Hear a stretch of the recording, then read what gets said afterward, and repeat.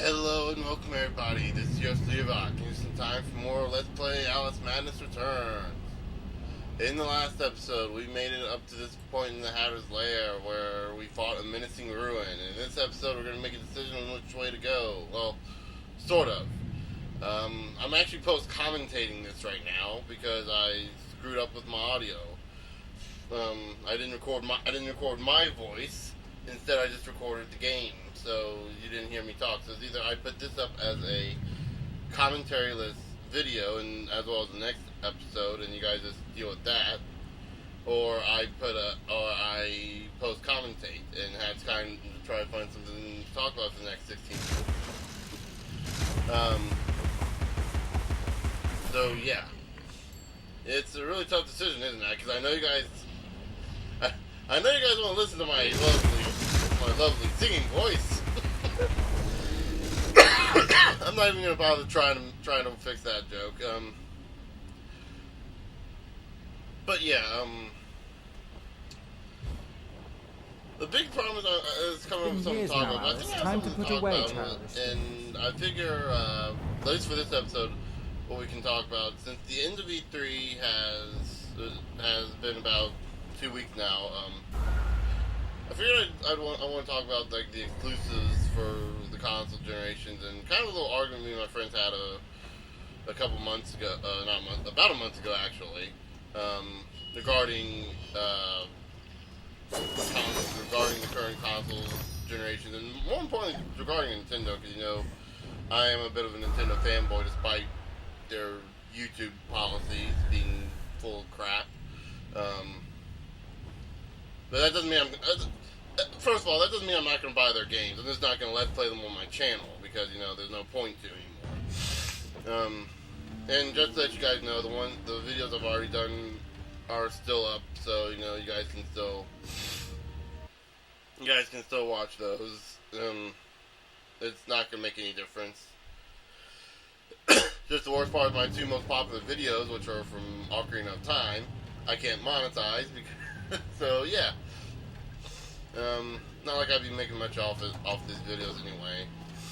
But anyway, so me and my friends had this conversation about Nintendo. Like, one of them is a hardcore PlayStation fan. Like, he owns a PS3. He bought it day one, and he's like big time into PlayStation. No, at least more so than the other consoles. I think he also owns a GameCube, but yeah, a GameCube with a copy of Luigi's Mansion, oddly enough. So I don't know. At least he has good taste. I mean, I like Luigi's Mansion. Right here, I'm going to stop what I'm talking about here and talk about the upgrades here. From here on out, you'll see every weapon that we get, other than the Vorpal Blade, when we upgrade it, it will look different. It'll change its appearance. Also, with the Pepper Grinder, when we upgrade the Pepper Grinder, as you can see right here, it lasts longer before it has to cool down. Before it's in the forced cooldown state. So it's able to fire for a longer time. And also you start seeing the, what am I looking for? The theme of this episode, me falling down a lot. But anyway, so me and my friends were talking about this. One of them is a big PlayStation fanboy. He's always getting like PlayStation 3. Primarily for I think the Gran Turismo games. He's kind of a bit of a car nut, I guess. Sort of. At least for games, it seems. Yeah, I know, he's weird. But anyway, and the other friend that...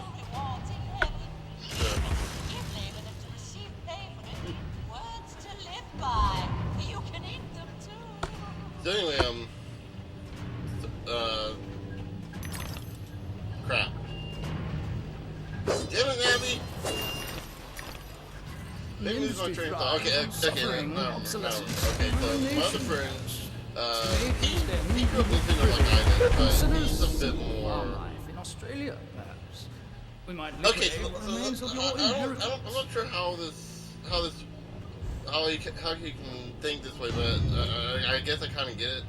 But the best way I can describe it is he hates Smash Bros. Brawl because it's not as good as Melee, which... Well, Smash Bros. Melee, for those of you who don't know what Melee is, I'd be hard pressed, considering we're talking Nintendo here. I'd be hard pressed to see why anyone doesn't know about it. Right here, real quick, I'm showing off the idea of the pressure plates.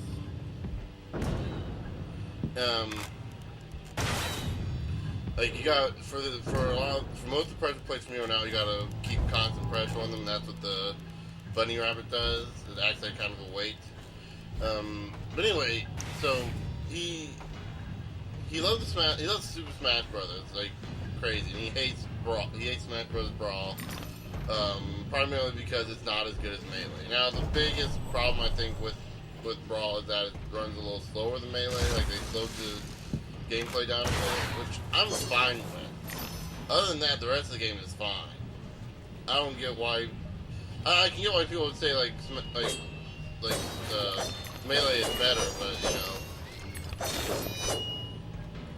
Brawl is still a fun game to play. And if you want a more up-to-date Mario or more up-to-date Smash Bros. Game, Nintendo franchise fighter, then yeah, you got that. And you got more options with other characters. My only complaint is probably that they didn't bring back Roy or Mewtwo, but you know, whatever. They have Ike and Lucario, and I like Lucario a bit better than Mewtwo anyway, because that's the way it plays out. But anyway, he also loves the Fire Emblem franchise, but he can't stand he apparently hates the ones for the GameCube and Wii.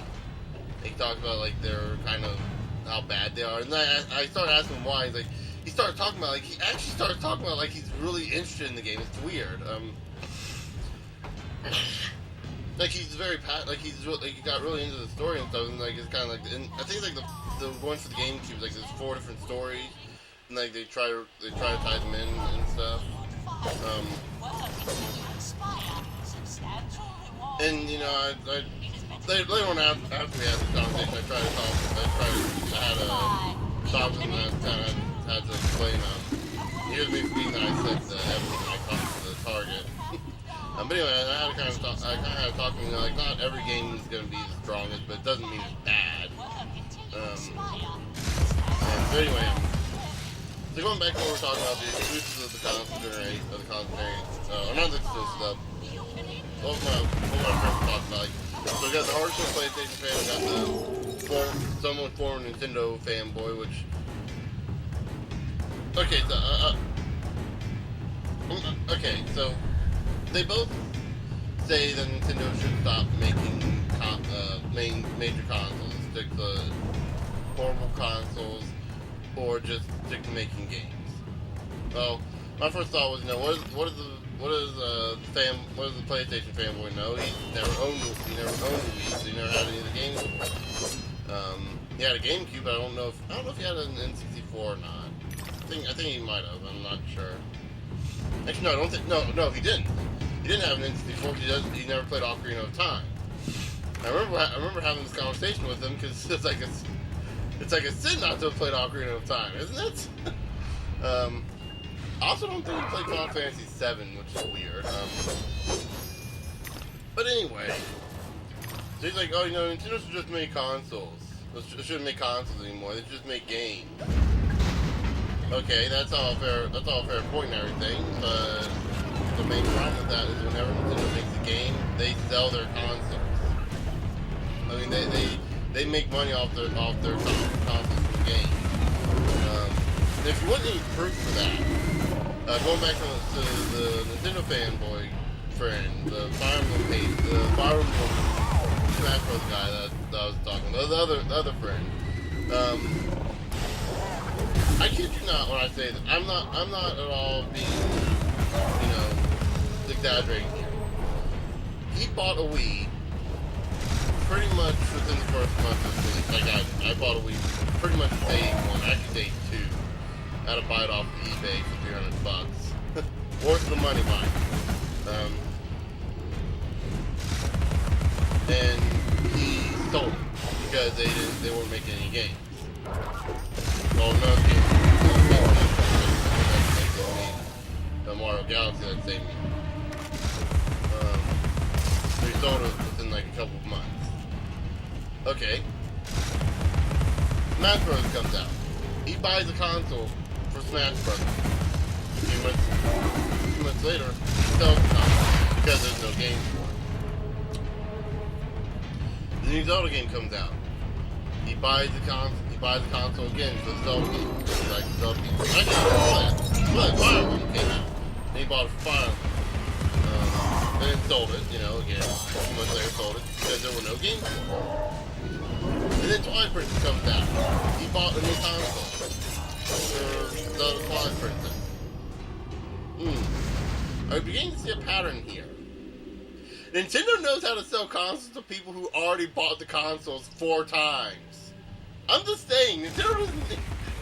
They had at least one guy, and there's plenty of other people that did this with the Wii from what I understand. Like, people were selling their consoles left and right. I was the only one that had... I've only had to buy 2 Wiis, and that's because my first Wii broke on me. The one Nintendo console I ever had, and it broke on me. Go figure.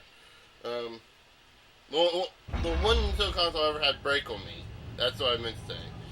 I have my Nintendo DS right here, and it's like chipped on the side. Whoops.